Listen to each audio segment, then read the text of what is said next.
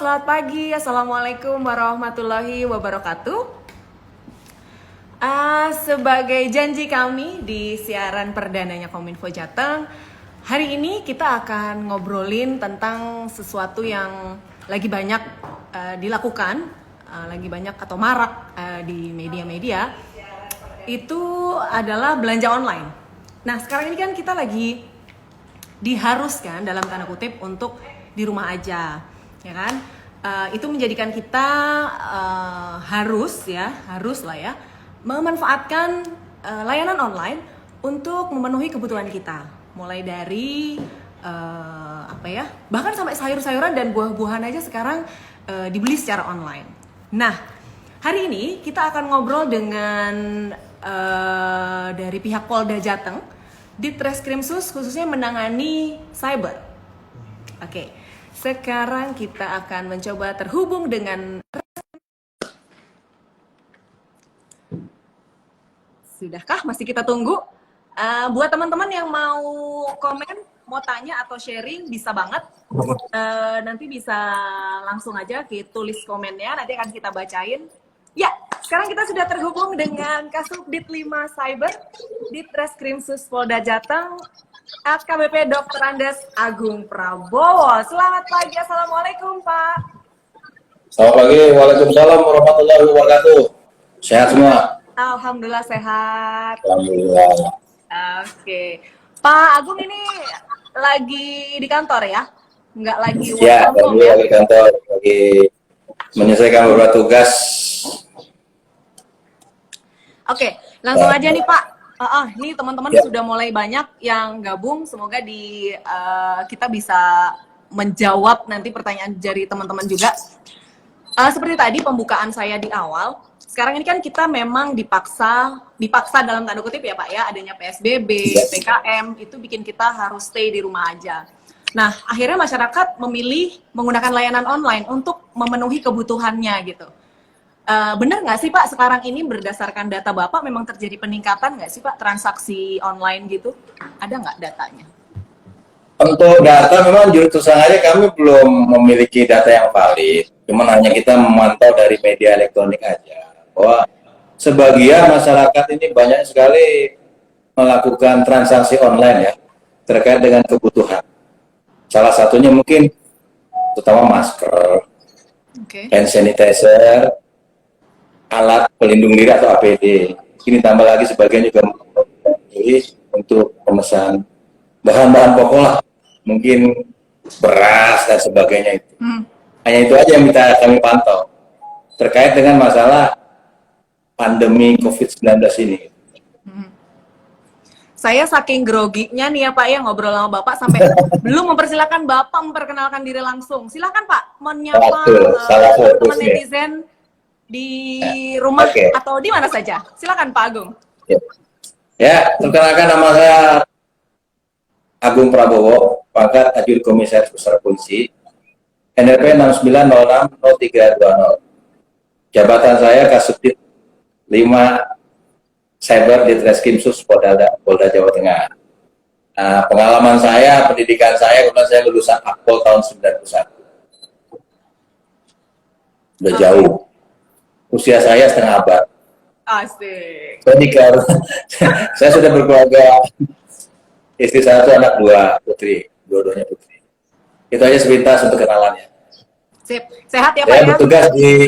bertugas di Subdit 5 ini kurang lebih sejak tahun 2018 Oktober. Kantornya di mana Pak? Di Jalan Sukun Raya nomor 46 Banyumanik. Oke. Nah tuh teman-teman kalau misalnya ada keluhan-keluhan soal belanja online atau apa yang mau ditanyain bisa langsung datang ke kantor juga, nanti ada PPID-nya di sana ya. Ya. Oke, Pak, kita kembali lagi ke obrolan kita ya Pak ya. Tadi Bapak sudah bilang, sudah sempat nyinggung ada kebutuhan masker, hand sanitizer, kemudian kebutuhan pokok lainnya ya, mendekati di tengah Ramadan dan mendekati Lebaran seperti ini. Di media sosial juga kita sering lihat ada penipuan yang waktu itu sempat saya lihat orang belanja masker gitu, dia udah transfer sekian puluh juta, dapatnya batu bata saja gitu. Nah, apakah di Jawa Tengah sendiri juga ada Pak aduan yang semacam itu, sudah ada belum mendekati Lebaran seperti ini? Sebetulnya kita bicara dulu tentang masalah kondisi pandemi ya, COVID Oke, ya, Pak. 19 ya. Karena mengingat bahwasanya perintah instruksi dari pemerintah kita di rumah saja, jangan berkeliaran. Boleh keluar kalau memang benar-benar mendesak. Itu pun juga harus tetap jaga jarak, menggunakan masker dan sebagainya. Untuk pengaduan yang kami terima cukup banyak sih terkait dengan masalah penjualan jual beli online. Karena di masa pandemi COVID-19 ini luar biasa memang. Banyak kasus-kasus penipuan yang kita tangani. Walaupun statusnya masih pengaduan sih. Cuman demikian kami tetap tindak lanjuti, kami tetap melakukan upaya klarifikasi, penyelidikan, kita manfaatkan patroli cyber kita untuk menjelajahi sampai sejauh mana sih pelaku-pelaku yang melakukan tindakan kejahatan. Dan sampai sekarang terus secara rutin kita lakukan. Dan kita tetap berusaha untuk menangani kasus ini dengan tuntas. Walaupun mungkin ya kendala pasti ada. Namun kita selalu berusaha secara maksimal, secara profesional. Sampai juga kita berjibaku dengan wabah COVID-19 ini. Ya, Pak, kalau boleh, tadi kan Bapak sempat dengan ada kendala pasti ada ya Pak ya. Tapi sebelumnya saya agak balik lagi sedikit. Apa sih Pak sebenarnya sampai sejauh mana Polda itu bisa menindak atau mungkin penyelidikannya sampai sejauh mana sih, mengingatkan kita berhubungan dengan sesuatu yang bisa dipalsukan, misalnya media sosial itu kan banyak yang anonim seperti itu gitu tuh, kayak gimana Pak? Itu secara teknis pasti kita punya itu. Namun demikian kita tetap berpedoman pada narasumber atau korban yang membuat pengaduan itu sendiri. Kita undang melalui surat resmi. Lalu itu kita buat berita acara klarifikasi. Kita tanyakan, kita kembangkan melalui keterangan-keterangan korban tersebut, termasuk saksi-saksi yang kita butuhkan. Di samping juga bukti-bukti yang ada, kita kembangkan. Kita juga koordinasi dengan ahli. Yang pasti koordinasi dengan ahli pidana, IT gitu ya Pak ya? Iya, ahli IT, ahli pidana, ahli bahasa dan sebagainya. Itu kita gunakan supaya apa? Untuk mendukung proses penyelidikan kita. Ya, penyelidikan dan adalah untuk mencari kebenaran, benar atau salah sih, benar atau tidak sini yang tidak pidana kan tetap kita lakukan seperti itu tanpa putus. Oke. Nah Pak, ini di media sosial banyak kan orang yang curhat dan mengeluh soal belanja online yang biasanya tidak melalui platform belanja yang kredibel, kayak mungkin toko Nana gitu atau nana.com itu ya Pak ya. Nah, ya. Nah, tapi langsung transfer, misalnya dia lihat di Instagram atau di Facebook gitu, ada yang jual, kemudian transfer langsung ke penjualnya nih, tapi nggak melalui rekening bersama atau apa gitu. Nah, itu gimana Pak, menurut Bapak mewaspadainya? Kalau menurut saya sih seharusnya kembalikan lagi kepada si calon atau konsumen. Kalau ada penawaran begitu, mungkin bisa bertanya kepada rekan yang lain, teman yang lain, ini kira-kira benar atau tidak ya. Buktikan dulu kebenaran bahwa nomor ini benar-benar memiliki kredibilitas atau tidak, ya kan gitu. Apa dia sudah benar-benar dijamin bisa dipercaya atau tidak. Walaupun akhirnya banyak juga penipuan itu kan banyak modus-modus itu. Karena banyak sekali oknum-oknum masyarakat yang memanfaatkan situasi ini untuk mencari keuntungan pribadi. Jadi keyakinan dari masing-masing orang aja. Kalau yakin, apalagi syukur-syukur dia adalah kawan, teman, mungkin saling membantu. Kamu kesusahan apa? Oh, saya lagi butuh nih, saya punya bisnis, bantu saya dong. Kalau sama teman saling percaya, monggo silakan ya. Kalau nomor itu tidak dikenal, kita sudah percaya, ya kita bukan apa-apa. Bukan saya prinsipnya tuh menyalahkan si A si B, tidak. Cuma kita harus lebih bijak lagi, lebih selektif, lebih waspada, lebih hati-hati lagi kalau ada penawaran seperti itu. Dimanapun di media sosial manapun, baik Instagram, Facebook, Twitter, WhatsApp dan sebagainya, kita mesti waspada, mesti hati-hati. Tanggapan saya seperti itu, karena apapun yang terjadi resiko itu akan ditanggung oleh masing-masing. Kalau memang dia benar-benar tidak meyakini bahwasanya nomor itu benar atau tidak, bisa dipercaya atau tidak. Mhm. Kita tanggapan Ya. saya ya, Ya, apalagi kita kalau yang namanya rekening bank itu juga susah ya Pak ya, pihak bank juga tidak dengan mudah memberikan keterangan, misalnya pun kita ketipu, nggak dengan mudah memberikan keterangan itu ya Pak ya, kepada kita yang ya ngadu betul. gitu. Iya, karena seperti contoh platform yang sudah ada, otomatis dia terkonek dengan pihak-pihak bank-bank tertentu lah ya, artinya yang bisa dipercaya. Betul. Tidak sembarangan. Mereka juga, bank itu juga akan memberikan dispensasi kepada platform itu juga nggak sembarangan, ada prosesnya. Kalau juga dihindari jangan sampai menggunakan rekening tadi, Ya, karena akan berisiko. oke. Sejauh ini, sejauh selama pandemi COVID ini kan kira-kira sudah 2 bulan ya Pak ya, sejak 17 Maret kalau nggak salah. Kalau saya nggak salah. Kurang, Itu, kalau setahu saya sih 3 Maret. oh 3 Maret pertama kali itu ya, penemuan kasus itu ya Pak ya, kasus 01. Iya. Iya. Nah, ada nggak peningkatan pelaporan masyarakat terhadap adanya belanja atau transaksi online Pak? Ada. Meningkat ya Pak Kami ya? terima banyak.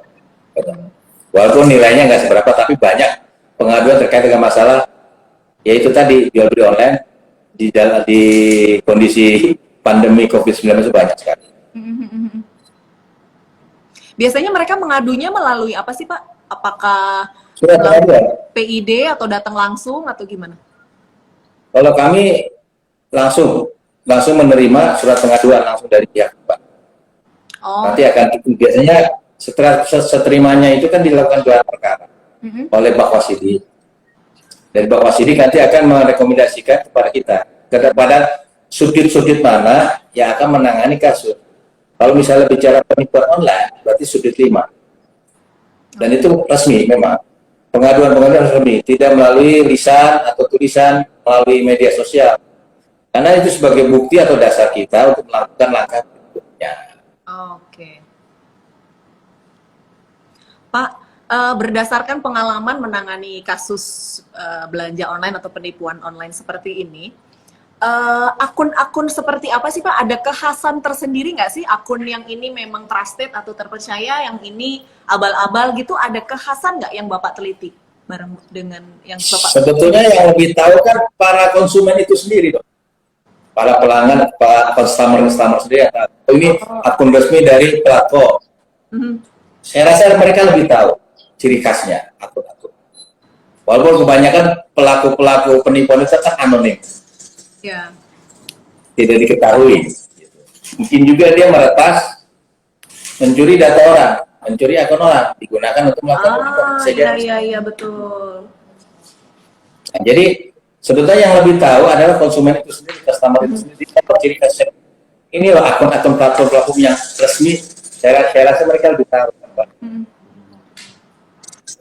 Oke, makanya kadang-kadang tuh yang bikin masyarakat bingung mungkin ya Pak ya, kalau di Instagram itu, saya nggak ngomong platform belanja online, tapi di Instagram misalnya, mereka suka pasang testimoni gitu, testimoni orang yang beli gitu, tapi kan itu bisa dibikin ya Pak ya. Nah itu gimana sih Pak, biar masyarakat lebih aware gitu, nggak yang asal percaya dengan testimoni gitu Pak?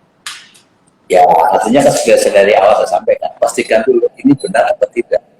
Caranya yang menanyakan kepada sumber yang bisa dipercaya, contoh mungkin kawan yang mungkin punya pengalaman di bidang jual beli online, contoh seperti itu. Atau mungkin dia punya kenalan di platform, salah satu platform, menanyakan kira-kira seperti ini bagaimana. Kan Oke, betul. Nah, supaya meyakinkan, oh ini berarti benar nih tawarannya. Berarti istilahnya profesional nih, berarti memang bisa dipertanggungjawabkan, bukan ini. Bisa jadi seperti itu. Nah, supaya lebih bijak lagi para konsumen, ya tanyakan kepada ahlinya, atau mungkin yang lebih bisa dipercaya. Entah itu berapa, entah itu kenalan yang ada di platform yang lain. Oke. Pak, ini karena sudah lumayan banyak nih pertanyaan dari teman-teman. Ya. Ada dari Fitri Fitriana. Apakah jika ingin membekukan nomor rekening pelaku, harus melapor dulu ke polisi? Apakah tidak bisa langsung diblokir menuju bank? Gimana Pak? Nah, pengalaman yang kita alami harus melalui proses hukum. Artinya gini, kalau ditemukan bukti bahwasanya ini adalah rekening ini mencurigakan, yang penting dari pihak korban membuat laporan, dan itu sifatnya sudah pro justisia. Karena bank tidak semena-mena juga untuk bisa melakukan tindakan seperti itu. Dia ada proses. Intinya Sebagaimana tadi ada kita proses. sempat diskusikan ya Pak ya, mereka tidak dengan mudah meskipun itu penipu, mereka nggak akan ngasih keterangan dengan Betul. mudah Sekali. ya Pak ya. Oke. Mereka punya SOP, standar operasional sendiri, punya aturan sendiri. Jadi tinggal kitanya nih yang harus lebih itu tadi banyak ngobrol lah ya, banyak ngobrol sama teman yang mungkin sudah pengalaman belanja online gitu ya Pak ya. Betul. Oke, selanjutnya ada Reza Mega 28. Saya sudah lapor ke pihak kepolisian, sudah menyertakan bukti-bukti, tapi katanya termasuk tindak pidana ringan, jadi tidak diurus. Gimana nih Pak? Kapan pengaduan itu? Mungkin nanti ini ya Pak ya, kalau memang dia perlu ditindaklanjuti, dia bisa menindaklanjuti bikin laporan kali ya Pak ya? Bisa jadi, yang penting ini, kita kan harus ada jelas, pengaduan itu jelas. Kira-kira dia tuh perkaranya apa sih, gitu kan? Dia sebagai korban apa sih? Dalam bukti kewenangan, oke, nggak masalah.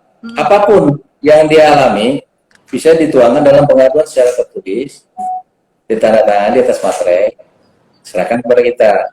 Insya Allah kita akan, bukan insya Allah, pasti kita akan tindak lanjuti lah. Oke. Pak, saya jadi kepo nih Pak.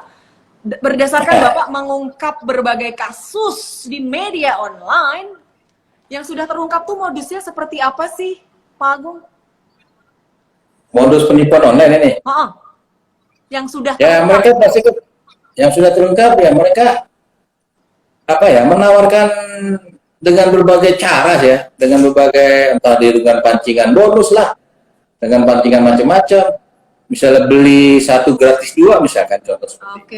Tergiur. Apalagi dengan pancingan harga murah. Caranya supaya bijak masyarakat supaya tidak menjadi korban. Saya bilang tadi bijaklah, tanyakan sama sumbernya. Kira-kira misalnya satu harga masker yang benar harganya berapa?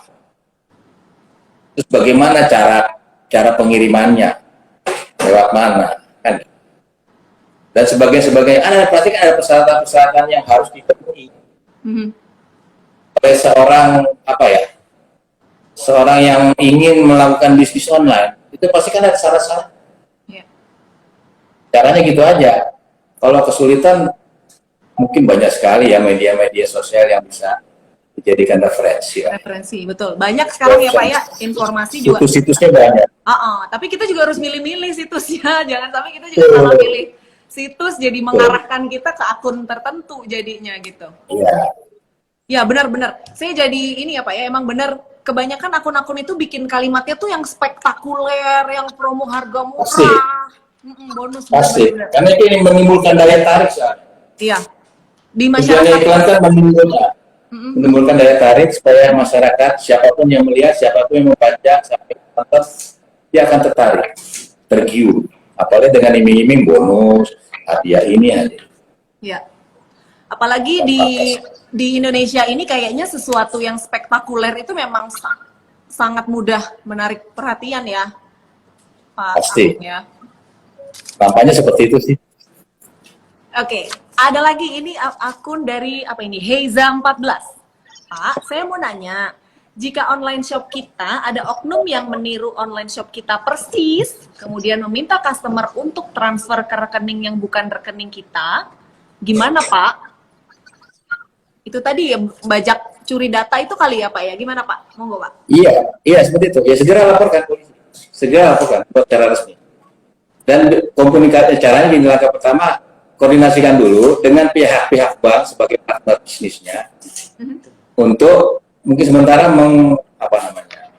memblok dulu sementara biar nanti kelihatan sebenarnya rekening bank itu rekeningnya itu resmi apa tidak. Biasanya dia menggunakan rekening orang lain. Kalau pelaku itu tidak akan mungkin menggunakan rekening yang resmi pemilik asli, karena kalau pemilik asli kelihatan kok, transaksinya kelihatan. Di bank itu pasti akan termonitor. Pasti ada sesuatu yang tidak normal ya Pak di rekamannya gitu ya Pak ya? Pasti, dia hanya mencuri akunnya. dia retas, dia baca, kemudian dia desain sendiri, otomatis kan data-data yang ada di akun itu kan ada. Dengan cara melalui virtual machine-nya itu, artinya virtual machine itu memiliki alat, aplikasi seperti itu untuk mencuri data seseorang. Kemudian dia desain seolah-olah dia adalah dari platform resmi, walaupun nomor rekeningnya berbeda. Pasti dicek nomor akun banknya pasti beda. Itu intinya seperti itu. Nah, kalau misalnya itu langkah yang dilakukan oleh platform ini segera melakukan blokir dulu, buat laporan pengaduan. Insya Allah kita akan itu aja yang perlu dilakukan oleh. Oke. Ada lagi, Irawan Vincentius, bagaimana proses hukum jika seller atau penjualnya dari luar negeri, Pak? Wah, menarik nih, Pak. Nah, itu kan nanti kan bicaranya ke Inter, bicaranya ke Bareskrim, kan antar negara. Nanti kita limpahkan kasus itu biasanya ke Bareskrim, nanti yang nangannya adalah dari pusat. Dia akan koordinasi dengan kepolisian setempat di mana diduga pelaku adalah mungkin dari Cina, mungkin dari Hong Kong, mungkin dari Singapura, mungkin dari negara-negara yang lain, bisa jadi seperti itu. Kita tetap akan melakukan upaya koordinasi namanya dengan Hubinter. Kan ada kantor Hubinter di Mabes Polri. Itu nanti akan koordinasi dengan kepolisian negara seluruh dunia. Oke, tapi tetap melapornya ke sini dulu, nggak apa-apa, nanti akan ditindaklanjuti internal oleh Polri ya Pak ya? Never mind. Selanjutnya, banyak banget loh ini yang nanya, luar biasa loh. Citra Pam. Ya, selamat pagi Pak. Bagaimana jika yang menipu pembelinya dengan cara mengirimkan struk pembayaran palsu? Apakah bisa diusut? Nah, ini dari sisi pembelinya nih Pak. Bisa diusut nggak Pak? Saya sudah transfer, ini bukti transfernya. Ternyata abal-abal Pak. Ya itu kembalikan lagi dari awal lagi. Itu kepercayaan kita. Ya kan? Makanya dalam bermedia sosial kita harus bijak dan harus tetap hati-hati. Ada sesuatu yang mencurigakan menurut kita, jangan kita terusin. Biasanya contoh, kirimin mama pulsa, contoh seperti itu. Kita tidak tahu di balik itu isinya apa. Ternyata mungkin spam, bisa jadi. Ternyata itu malware, bisa jadi. Sehingga kalau kita balas, berarti data kita tersetor. Kan seperti itu. Ya. Itu sebenarnya pancingan. Emang tipuan-tipuan gaya seperti itu sudah banyak. Makanya kita mesti hati-hati, tetap waspada, jangan percaya. Kalau kita ragu-ragu, tanyakan kepada sumber-sumber yang bisa dipercaya. Siapa? Mungkin kerabat kita sendiri, siapa? Keluarga kita sendiri, atau teman-teman dekat kita semua. Kita tanya, ini benar nggak sih? Ini kan benar nggak? Atau tanya ke grup yang sudah biasa dipercaya, biasa komunikasi lewat grup. Di grup WhatsApp ya Pak ya, misalnya teman-teman alumni gitu kan, biasanya mereka baik-baik gitu ya Pak ya. Ya, mengaku nama-nama itu kan bisa jadi kan dicuri. Betul. Yang biasanya nggak pernah minjem duit kok tiba-tiba minjem duit kan gitu. itu kan yang dicurigai kan gitu ya. Betul. Ada lagi Pak, Naji 7126, lapornya kemana ya Pak? Kalau ada, biasanya kalau masyarakat ya kalau terkait dengan korban, ya lapornya ke polisi. Polisi ya? Di kantor kami ya di Banyumanik ini. Kalau merasa mungkin ini aku ditipu online nih, lewat online, saya harus lapor nih ke Ditkrimsus di mana Jalan Suku. Ya, buat pengaduan resmi aja. Harus kita tangani, kita bantu. Ya? Oke. Oke Pak, ini sekarang jenis-jenis penipuan online yang sudah pernah ditangani Polda untuk kewaspadaan masyarakat. Ya penipuan online ya salah satunya itu tadi, yang contoh itu tadi, penipuan online masalah ya barang-barang berharga lah, baju, macam-macam, elektronik. Kita kemarin juga dapat tangani kasus elektronik tahun 2019. Wah. Pelakunya nggak tanggung-tanggung di Kalimantan Barat. Wow. Jumlah transaksinya sampai berapa Pak? 1,5 M. Wow. Itu di seluruh Indonesia Pak? Peralatan. Di Indonesia. Di Semarang. Oh di Semarang. Transaksinya di Semarang. Transaksinya ya, di pelakunya adalah di Pontianak, Kalimantan Barat. Wow. Dan itu terungkap. Alhamdulillah sudah bahkan mungkin sudah vonis. si Sopka. Sudah vonis kayaknya, Oh, yang di Kalimantan Barat. Sudah tahun lalu ya Pak ya kasusnya ya Pak ya? Ya, 2019. Oke. Oke, Ya, alhamdulillah banyak sekali kasus-kasus. Yang apa? Kasus yang apa Pak? Bapak dulu. Yang itu macam-macam itu tadi, penipuan online itu. Ya, barang-barang yang nilainya ratusan juta. Karena juga kita lakukan. Juga, Pak? Nah, sementara ini kita belum tangani itu. Belum ada laporan seperti itu. Jangan sampai ada. Jangan sampai, iya benar-benar jangan sampai. Kasihan pemiliknya kan. Iya Pak, barang-barang mahal. Oke, ini buat teman-teman yang sekarang lagi menyimak kita lagi live, mungkin ada yang berpengalaman jualan online atau mewaspadai akun-akun abal-abal, mungkin bisa cerita juga. Jadi biar teman-teman yang nggak tahu tuh jadi tahu gitu. Gimana sih caranya mewaspadai? Misalnya dulu saya pernah Pak, saya sendiri sih pengalaman itu dulu waktu saya jual barang-barang pre-love saya gitu ya. Si pembeli itu pinter Pak, jadi dia minta tulis nama dia di depan barang yang mau saya jual gitu. Itu berarti kan dia make sure bahwa saya benar-benar punya barang itu, saya benar-benar penjual yang trusted gitu. Akhirnya dia nyaman dan akhirnya dia langsung transfer ke saya ya pribadi, bukan yang saya pakai platform online gitu. Gitu sih. Mungkin ada teman-teman yang lain yang punya tips, silahkan di-share di sini jadi bisa teman-teman yang lain bisa tahu gitu bagaimana mewaspadai belanja online. Ada lagi pertanyaan dari Luhur Sanitya. Apakah ada nominal minimal tertentu penipuan belanja online yang ditangani di Treskrimsus Polda Jateng, Pak? Ada nggak, Pak? Ya, kalau dibilang masalah nilai nominal kita nggak bisa tentukan ya. Kan tergantung kerugiannya. Selama dia merasa dirugikan, terus dia punya keinginan untuk melapor karena merasa dirugikan. Ya monggo saja. Jadi kita tidak ada aturan yang harus nilai segini harus lapor, enggak. Tergantung masyarakat merasa dirugikan, dia harus lapor, ya lapor saja. Oke. Buat yang merasa harus melapor karena dirugikan, lapor saja. Jadi tidak ada batasan yang diberikan oleh kepolisian dalam pelaporan penipuan transaksi belanja online. Iya. Lanjut, RA Saidah. Pak, ada juga yang pakai modus barang disita bea cukai. Apakah memang bea cukai bisa melakukan telepon langsung ke konsumen? Biasanya justice luar negeri nih Pak. Kalau sejauh ini kita tidak pernah namanya komunikasi dengan bea cukai terkait masalah penyitaan barang atau walaupun bea cukai menemukan barang yang mencurigakan, otomatis dia kan secara resmi akan diberitahukan melalui surat, tidak melalui online, tidak melalui berita-berita di buku. Kalau melalui online hati-hati, waspada, artinya itu enggak benar. Itu enggak benar. Iya, enggak benar. Karena kalau penemuan itu bea cukai menemukan entah itu di bandara atau di pelabuhan, barang cukai, ini pasti akan membuat surat resmi. Dan apakah itu tadi Pak pertanyaannya, bea cukai mungkin nggak sih misalnya saya buka jasa titipan gitu ya belanja di luar negeri, kemudian apakah mungkin bea cukai itu melakukan komunikasi dengan saya kalau barang saya disita tapi tidak melalui kepolisian, mungkin nggak sih Pak? Sejauh ini nggak mungkin ya? Kayaknya tidak mungkin teman-teman, jadi pasti antar instansi ya Pak ya, kalau ada kecurigaan pastilah dia mungkinnya kepolisian atau kemana yang memang berwenang untuk menangani kasus penyalahgunaan belanja ini. Ya. Oke. Ada lagi faiz01.id. Gimana Pak caranya biar uang bisa kembali? Sudah lapor ke kepolisian dan bank, padahal sejak Maret tapi belum ada hasil. Wah, ini uangnya bisa balik gimana Pak? Kalau misalkan perkara itu sampai tingkat pengadilan, yang bisa menentukan uang itu kembali atau tidaknya kan tergantung hakim. Oke.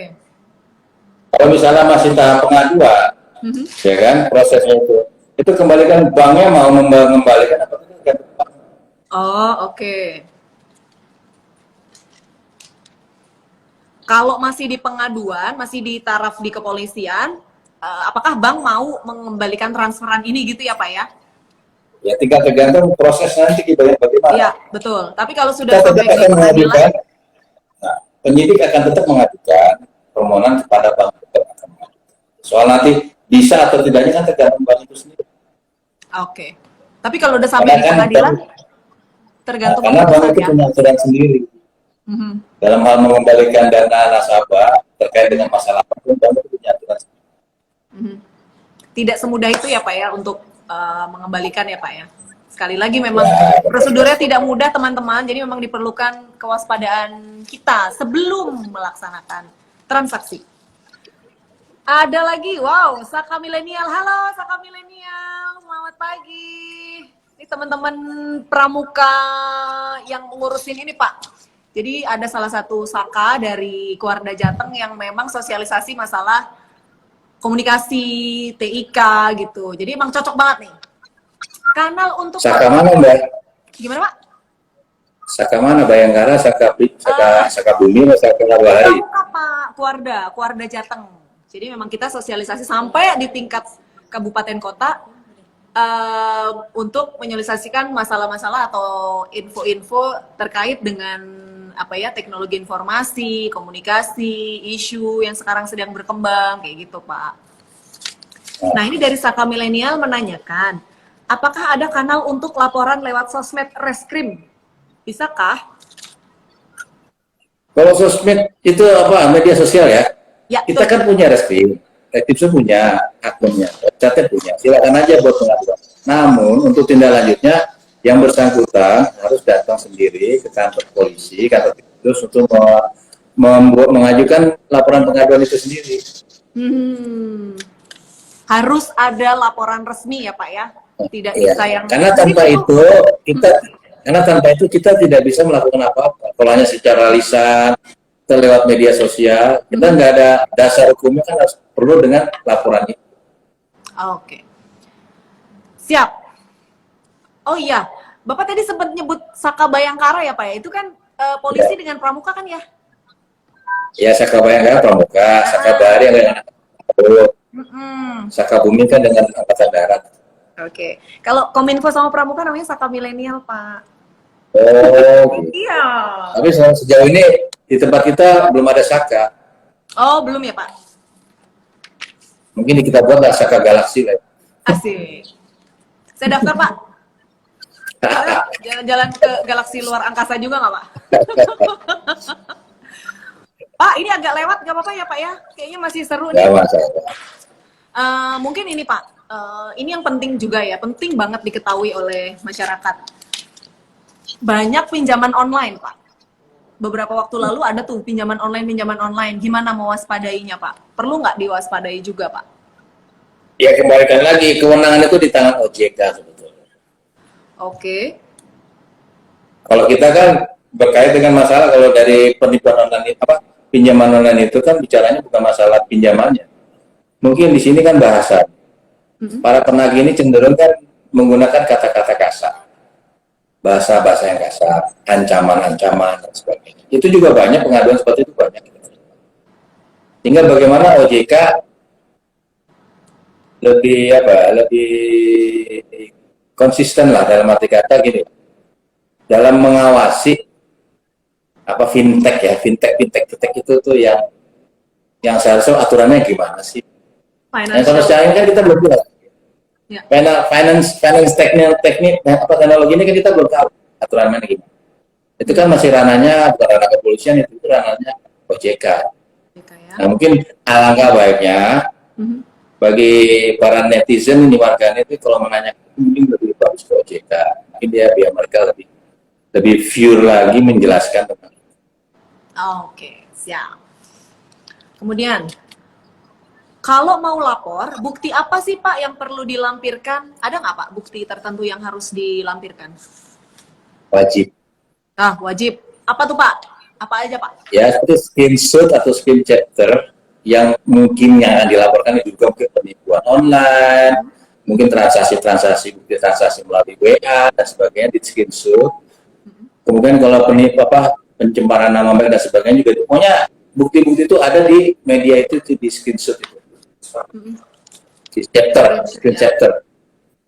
Karena memang ini kita bermainnya di online ya, buktinya memang hanya di screenshot ya Pak ya. Betul. Ada di Rakdin atau di Sakdin. Mau tanya dong, kalau penipuannya sudah lebih dari 3 tahun bisa nggak Pak? Waduh. Ya, selama itu bisa menghadirkan bukti-bukti yang ada dan HP-nya itu tidak diganti, ya kan gitu. bisa saja. Why not? Oh, bisa tuh Mbak Thomas ini.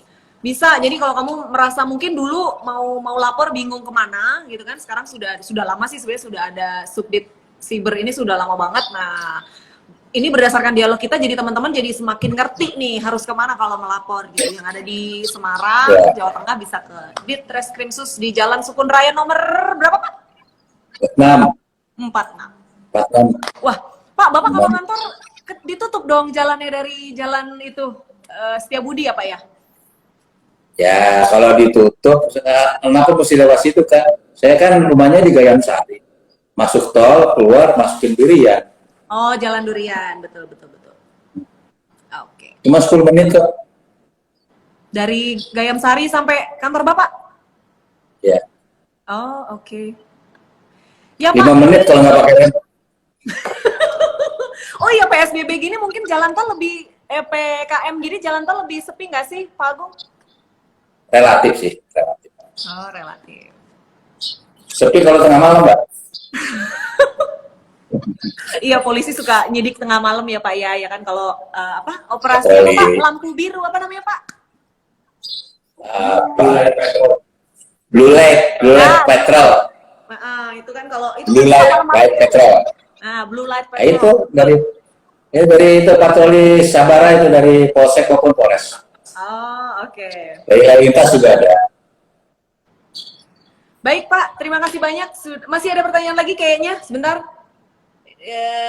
Penanya terakhir, saya masih nunggu sebenarnya nih pengalaman teman-teman yang saya lagi cari komennya nih Pak, yang teman-teman yang bisa berbagi tips tentang biar tidak terjebak terhadap transaksi online. Bu, loh kok Bu? Oke. Ayu_SR, Bu, kalau kena tipu atas nama salah satu akun belanja online, cara mengatasinya bagaimana? Sekarang masih banyak sekali loh SMS yang mingin-mingini mendapat undian hadiah seperti itu. Nah, tadi tuh kita udah bahas ya Pak ya. Silakan Pak Agung. Ya, kembalikan lagi. Hati-hati, gak usah percaya. Jangan langsung membuka link yang diberikan oleh pelaku. Biasanya dia tuh di bawahnya tuh di SMS ada link. Silakan buka link ini. Sehingga kita tidak mudah tertipu. Nah, itu sekaligus tips ya Pak ya. Mungkin Bapak bisa rangkum Pak tipsnya. Tadi sih saya agak catat beberapa hal yang sangat penting. Itu ada cari tahu. Jadi, ini ada tips ya. Tips silakan Tips Pak. ya untuk warganet ya. Jadi pergunakan e-commerce terpercaya. Oke. Jangan melalui website dengan domain blogspot.com. Itu jangan. Yang menggunakan domain blogspot.com itu jangan dilayani. Itu resiko, pasti tipu. Kemudian apabila melalui medsos, pastikan domisili penjual berada dalam satu area dan mau diajak COD, cash on delivery. Ya. Kalau nggak mau, dia nolak, dia tetap melalui transfer, abaikan saja. Itu aja, ciri khasnya seperti itu. Selanjutnya, saya bilang tadi, jangan tergiur dengan harga murah. Ya kan? Ya. Selanjutnya, pastikan penjual memiliki reputasi bagus. Dilihat dari apa? Pertama, rating penjualannya. Oke. Kemudian, jenis-jenis barang yang ditawarkan. Terus, kapan penjual memulai membuka akun penjualannya? Waktunya ya, timingnya. Ulasan pembeli yang pernah membeli di lapak tersebut. Gitu. Kemudian pastikan nomor rekening yang digunakan bukanlah rekening pribadi. Nah, saya bilang tadi. Melainkan menggunakan rekening penampung yang dikelola oleh e-commerce, rekening bersama dan virtual account. Itu. Oke. Siap. Selanjutnya, menolak jika pembeli mengajak untuk berkomunikasi di luar dari fasilitas chat dari e-commerce yang nantinya akan diminta untuk membayar melalui rekening pribadi. Contoh, barang belum datang, alasannya kena tip pengiriman sekian, masuk lagi ini, nah, itu hati-hati, itu berarti udah nggak jelas itu. Oke, ya. Terus tidak memberikan kode verifikasi atau OTP, one time password, itu nggak boleh. Melalui SMS kepada siapapun.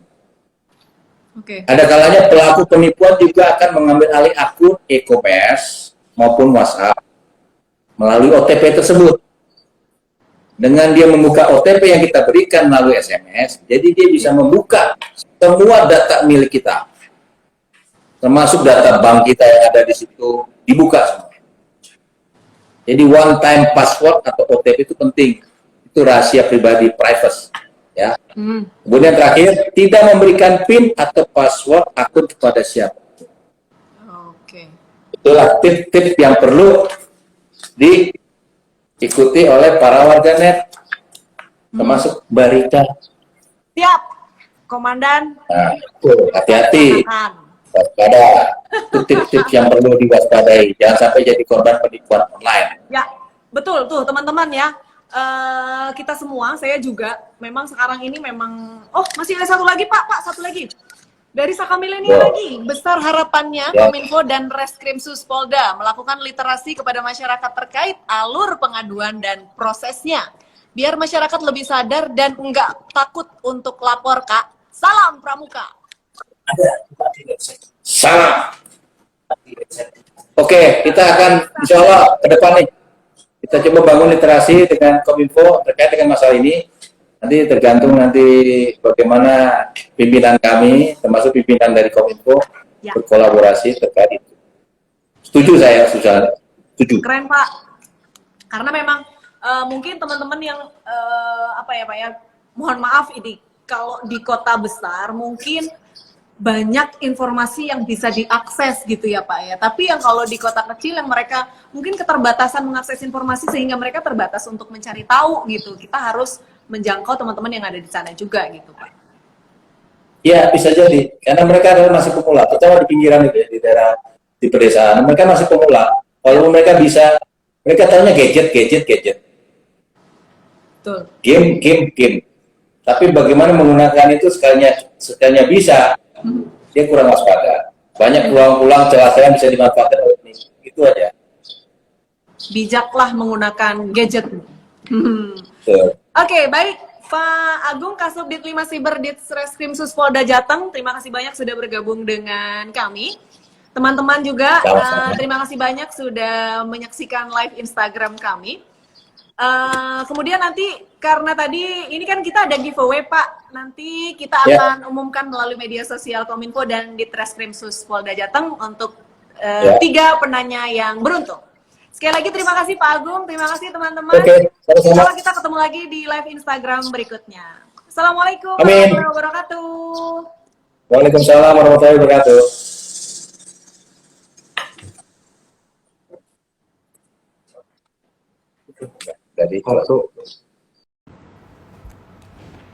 Halo, selamat pagi. Assalamualaikum warahmatullahi wabarakatuh.